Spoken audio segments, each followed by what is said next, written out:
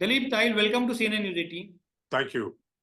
Dalip sir, elections are just almost a month away now. I thought it would be apt today to discuss the election, politics, and the portrayal of political figures in Hindi cinema. You, of course, have played Jawaharlal Nehru in Bhaag Milkha Bhaag and in Samvidhan, the series that is directed by Shyam Benegal.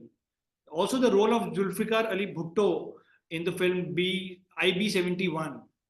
What are the key elements or characteristics you keep in mind when portraying a political figure? Hi, thanks for inviting me on your platform, on your channel. I approach every role with pretty much the same basis, which is I try to understand the character, whether it's a political character or a non-political character, whether it's a fictional character or a character that is already there in history. My approach as an actor is always the same. I try and understand the person, the character who I'm playing. If it's a documented character, as you mentioned, the legendary Pandit Jawaharlal Nehru was the first president, first prime minister of independent India, and Zulfikar Ali Bhutto was the president of Pakistan and the leader of the Pakistan Party, Pakistan People's Party. These characters like Zulfikar Ali Bhutto and Pandit Nehru are highly documented. There is a lot of background on them. When I'm preparing for someone like Pandit Jawaharlal Nehru, there's so much documentation on him, his voice recordings, his speeches, including the famous Freedom at Midnight speech. So, there's more to rly on. There is more information, and it's helpful in terms of doing that sort of character. So the preparation is the same. I try and find out about the character as much as I can. I try to explore their voice tones, their mannerisms, the way they walk, speak, think. I try to find out if there are people alive who have met them.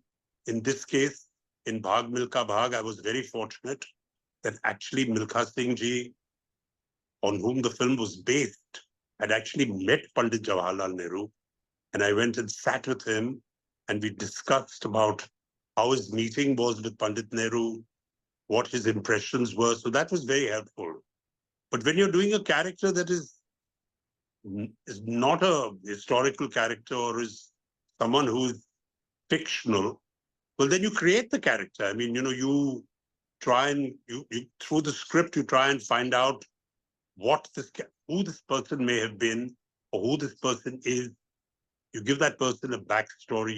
You put flesh and bones into the lines, into the skeleton, as sort of supposedly, figuratively speaking. I mean, you fill the character in with your thoughts, and often you create a character that is something that is from your imagination. And that's what we do as actors, is we try and understand as much as we can about the person we are playing. So then, sir, do you have a better understanding of these politicians and the political landscape of pre-independent India? Well, obviously, when you're playing a character like Pandit Jawaharlal Nehru, you definitely have a better understanding through his vision and his perspective on what was happening pre-independence, post-independence, when he became the Prime Minister of India. So, of course, that landscape comes to life. It becomes far more vivid because he was there, and a lot of his writings, his speeches, they all give you a very good and vivid picture as to what the political landscape and the social landscape was at the time. But that does happen. It does give you an insight into the period of their lives and what was happening. But that happens with every character. I mean, characters, even if they are not political, if you're going into a character that has come out from some part of history, then through that character you do get familiar with and see the period of time that when they worked and existed. So yes, you do get to see a perspective through characters. That is the charm of it. That's the fun of it. It takes you into their world. It takes you into their landscape, if you like, their space, and you begin to understand, a milieu, a different environment through these characters. So that is true. That does happen. No, you were born in the year 1952. Yeah, thanks for reminding me. Just joking. And, you have witnessed many elections. If I request you to jog your memory and tell us what is the most memorable or enduring memory of the election seasons while growing up. Back in the day, elections were like festivals. There were banners, posters all over with some catchy jingles. Yeah, well, the election atmosphere, even today, the election atmosphere is always a very sort of I mean, the, the the people who want to be elected, who are standing for election, are after all appealing to the populace and to the public of this country. So they will use, and they do use all the forms that would attract the populace of the country. So they use a lot of music. They use a lot of popular, films that maybe the people have liked, which is not so much today. They use songs. You introduce anthems to attract the attention of the public, and that is quite normal. There's nothing drastically wrong with it. In the days when I was growing up, of course, it was all Congress, and it was a very strong Congress party. And the main leader in those days, of course, nobody could think beyond the great Mrs. Indira Gandhi, and we were all enamored and fascinated by her. And yes, elections was it was a big event. There was a lot of interaction. There was a lot of sort of people in the streets and all that sort of stuff, which happens in all elections. And then as one grew up and one realized what the elections meant and actually how they were conducted, it's the playground and the voting ground for the politicians and the people who want to come in to lead the people and represent the people. So obviously there's a lot of interaction. And I don't think that has changed a great deal since I was growing up. So most elections are, there's a lot of dhoom-dham and a lot of rivalry and different people opposing each other, and the regular kind of competitive atmosphere that there is in elections. Were you part of any political organizations while growing up, even in college, the college elections? No, I wasn't. I've been quite removed from that. I mean, I do have my political beliefs, and I am a political supporter. I did at one stage earlier on support Mrs. Gandhi and the Congress, and but I wasn't actively involved. But I did vote, and I didn't join any political party per se in college or go out and campaign sort of physically for any party for that matter. I was just an individual quiet voter, and I supported Mrs. Gandhi and the Congress at that stage. Of course, my views after that changed quite drastically, and today I'm in fact from the last 14 or 15 years, I have been a strong supporter of the BJP, and I remain a strong supporter of the BJP, and of course, our Honorable Prime Minister today, Shri Narendra Modi ji. So I mean, things change. You have certain beliefs, you have certain you believe that there is a truth in what people say in politics, and that playing field keeps changing. So you portrayed the role of Kulbhusan in the TV serial Buniyaad. which was about a family who migrated to Delhi from after partition. How that show, sir, changed your life? Yeah, Buniyaad was very, very close to my, not just, I was born in independent India in Agra after partition, but Buniyaad resonated so strongly with my family. My mother used to see Buniyaad and absolutely, she was in tears because it was our story as well. Although a lot of the story of the Punjabis, which rightfully so, is highlighted because of partition, but the Sindhis also went through a lot of turmoil, a lot of hardship. And in fact, all of Sindh went to Pakistan. Punjab was half and half, but all of Sindh went to Pakistan.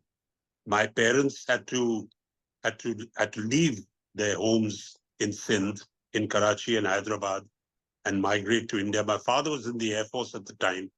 So he actually flew my mother's family across from Karachi into India. But yeah, it resonated very strongly. And my mother was very moved by Buniyaad, and she was very happy to see me in Buniyaad and playing the kind of character I did. So without a doubt, it was a watershed, a watershed drama that was put together for television, and it made a huge impact on a lot of people in India, and rightfully so. It was very well made, and yeah, it did have a very strong bearing on my career, because I think before that I was playing different kinds of characters, which were, as we call them, negative roles, which have to do all sorts of terrible things on the screen, which I was actually not very unhappy. I was okay doing it. But then Bunyad came along and kind of made, people see me in a different light, which keeps happening in an actor's career. I mean, we all constantly, as actors, we are constantly fighting the typecasting of having to do the same thing over and over again, or being perceived in the same way over and over again, which is a constant battle all your life as an actor. You're up against it. And then you're fortunate enough sometimes to get something which is different to what you were doing earlier on, is what happened to me in Bunyad. I mean, I was playing an honest, bureaucrat, an IAS officer who's squeaky clean, really honest. And that was completely different to what I was doing. And my mother, for one, was very happy that I was playing this particular role in Bunyad. So yeah, Bunyad was very important in my life. Sure. Now, you played the role of Aamir Khan's character Raj's father, Dhanraj, in the film Qayamat Se Qayamat Tak. You were also, I think, what, 35 that time? Yeah, around that much. Did you have any apprehensions of playing father to Aamir Khan's character? Not at all. Not at all. I didn't even. I think. I think partly the reason why Nasir Saab uh, was very happy that I was doing this role was I never expressed um, at any point about the factor that I'm 35 years old and how can I be 34 years old or whatever. How can I be a father, at this young age, which apparently, which he told me later on, quite a few actors who were considered for the role before me, that was their only point, was that, अरे यार मैं इस उम्र में बाप का role कैसे कर सकता हूँ? Yeah. And they lost out on it. I never thought of it that way at all. In fact, when Nasir Saab narrated the subject to me, he narrated it from the start. So I heard the prologue of Qayamat Se Qayamat Tak, and I told Nasir Saab, I said, sir, आगे मतलब सुनाने की जरूरत नहीं, मैं करूंगा ये role. मैंने कहा, तो प्रोलॉग इतना तगड़ा, इतना मतलब प्रोलॉग इतना पावरफुल है, तो इससे ज्यादा मुझे सुनने की जरूरत ही नहीं. I am very happy with this. नहीं नहीं बेटा, सुन लो, अभी आए हो तो मतलब पूरी सुन. So I heard the whole story, but I was convinced after the prologue that this was going to be a fantastic role for me to play and a really powerful role, and I decided to do it. So I didn't for a moment, मतलब मेरे दिमाग में ये मतलब ये सवाल उठा ही नहीं कि तुम 35 साल की उम्र में फादर कैसे बन रहे हो. ये मेरी सोच में ही नहीं है. And I'm glad it isn't in my thinking, because I finally got a fantastic part. at a considerably young age in my career. And that changed things for me as well. So I'm really happy that I didn't think in the conventional sort of Hindi film kind of context of how old father should be. So anyway, there you are. Then which is your favorite scene from Qayamat Se Qayamat Tak of yours? My favorite scene in Qayamat Se Qayamat Tak is definitely when,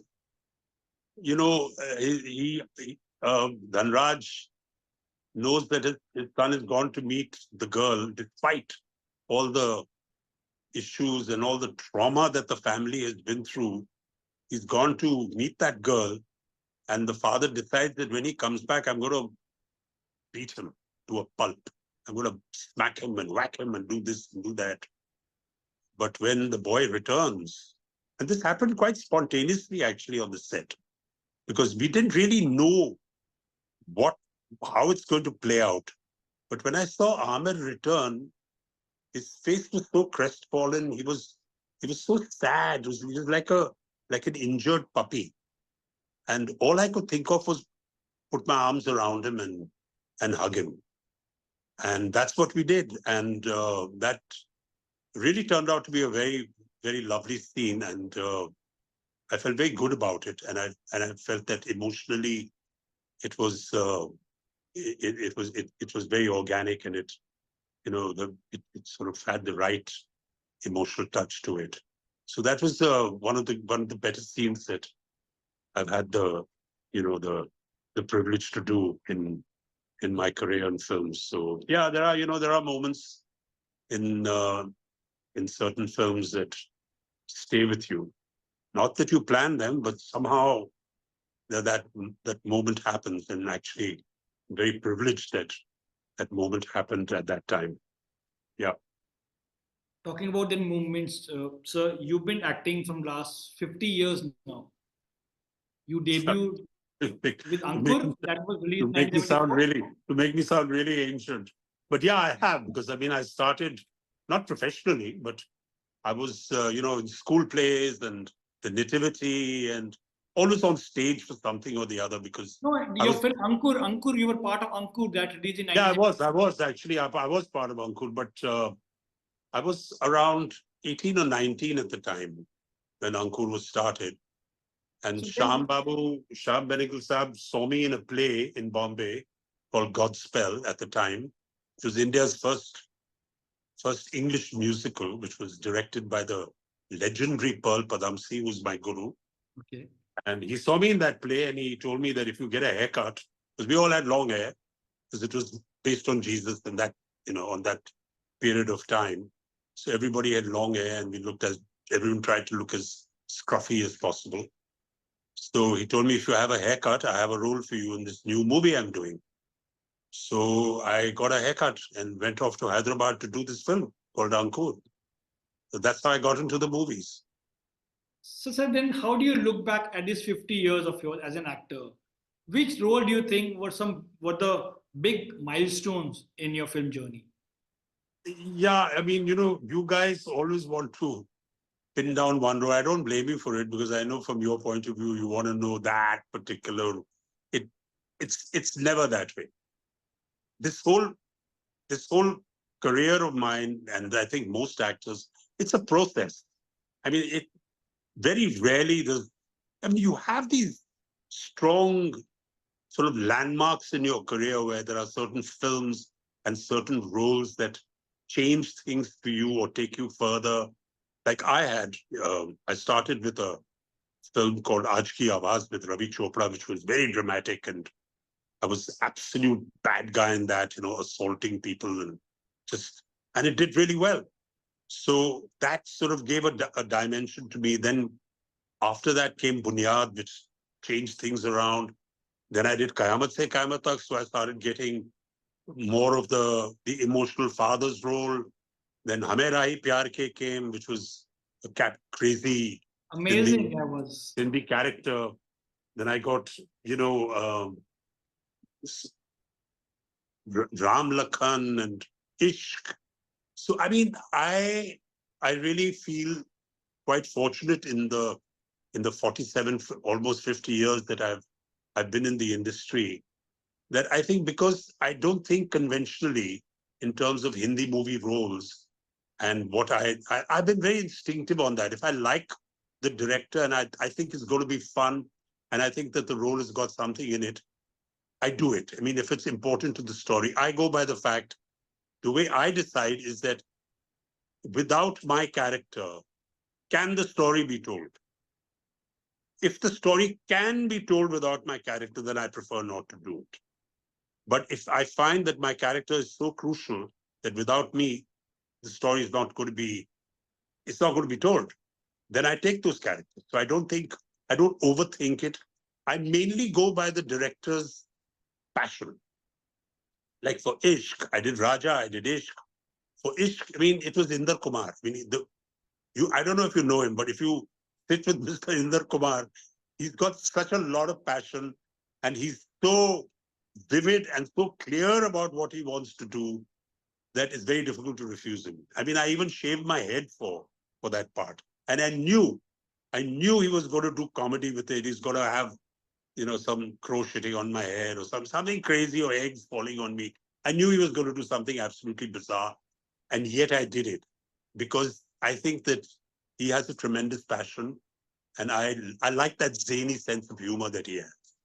And so, there have been different roles for me. And that's why I say, actually for me, I consider myself really fortunate. I never expected in the film industry, certainly when I started out, that it would be the kind of, I would get the kind of roles I got. And I think that is what has helped me sort of survive in the film industry, to be very honest. Because, now I don't think there's any kind of definite image connected to me, which is good and bad. But I mean, I do get offered all sorts of stuff. So yeah, it's been, I wouldn't say, I wouldn't sit back and say like I'm really satisfied or something like that, but I'm content to an extent that, okay, I've sort of got what, it's difficult to put in words, but I mean, it's what you get, it's what happens, it's your choices, and things go along. There are regrets that I wish I could have got more singing parts, because I sing. I have a regret that I haven't been able to use my singing voice as much as I would have liked to in cinema. But then the roles I was playing in those days, I mean, those characters didn't sing. So there you are. But then on stage, I've done Bombay Dreams in the UK. I did Evita, which was a musical in India, which was very popular. I've done Man of La Mancha. So I've done English musicals to kind of fulfill that side of my my sort of skill set, if you like. But yeah, I want to concentrate definitely more on singing. Singing. Yeah, singing. I know you're surprised saying, oh, singing. Oh, no, it's very interesting. We should have singing actors as well. I think we should. When I came into the film industry, I had come from musicals in the theater, and I always used to tell my directors, यार पुराने जमाने में तो people used to insist कि अगर आप actor है तो आप खुद गाने गाइए. अभी फिर वो माहौल बदल गया, फिर प्लेबैक शुरू हो गया. तो मैं तो डायरेक्टर्स को पूछता था कि भैया मुझे गाना दे दो. वो कहते हैं यार तुम विलन हो, कौन सा कैसे गाना दे, तुम्हें कौन सा गाना दे, मैं समझ में नहीं आ रहा है यार, अभी छोड़ दो. So the closest I came to a villain singing was in Tridev, when we did Yes. when everybody did Oe Oe. Oh, yes. But that also I didn't sing in my own voice. But I've sung live on stage, which is even better. I've sung for Bombay Dreams, which was the music of legendary and the most celebrated composer A.R. Rahman Saab, Yes. and it was produced by the legendary Andrew Lloyd Webber, Lord Webber. Yes. So to have this, to have it produced by Lord Webber, who himself is one of the greatest composers, and have to sing for Mr. A.R. Rahman, it was a huge privilege. And we did the shows live in London. It was very popular. And that was a landmark in my career because it changed things around for me. Because as a professional I love theatre, the title track of Bombay Dreams. I really like the title track of Bombay Dreams. there is a track. You can get it on YouTube and everywhere. There is a complete track for the entire musical for Bombay Dreams. You joined BJP in 2017. Will you be campaigning for your party this election season? Yeah, if the BJP party in any, I've always said that to. In fact, even when I went for an induction to the Honorable Chief Minister at that time was Devendra Fadnavis ji. Today he's the Deputy Chief Minister. I've always expressed to him that, and to any in the BJP, that if I am needed in any way for anything, I'm always willing to do it because I support the party, and moreover, I support the Prime Minister of this country at the moment. I mean, I heard a very lovely thing yesterday. Is that it's not that everything is ideal, that there's utopia, that suddenly everything is changed. It is the will to work towards change, which is very important. And that is what I support, is that ups and downs, mistakes, maybe not some mistakes, other mistakes, the rough road to progress. It doesn't happen overnight. It's not a jadoo ki chadi, which you go, boom, and everything changes. You work towards it. And that work is what I support. That the intention is to clean up and improve our way of life, our standard of living, help the poor. All these aspects of our society are being looked at in a manner which I respect and I'm part of. And I want to, and I say that, I mean, if in any way I can contribute apart from what I do as an actor, if I can contribute, I'd be very glad to do it.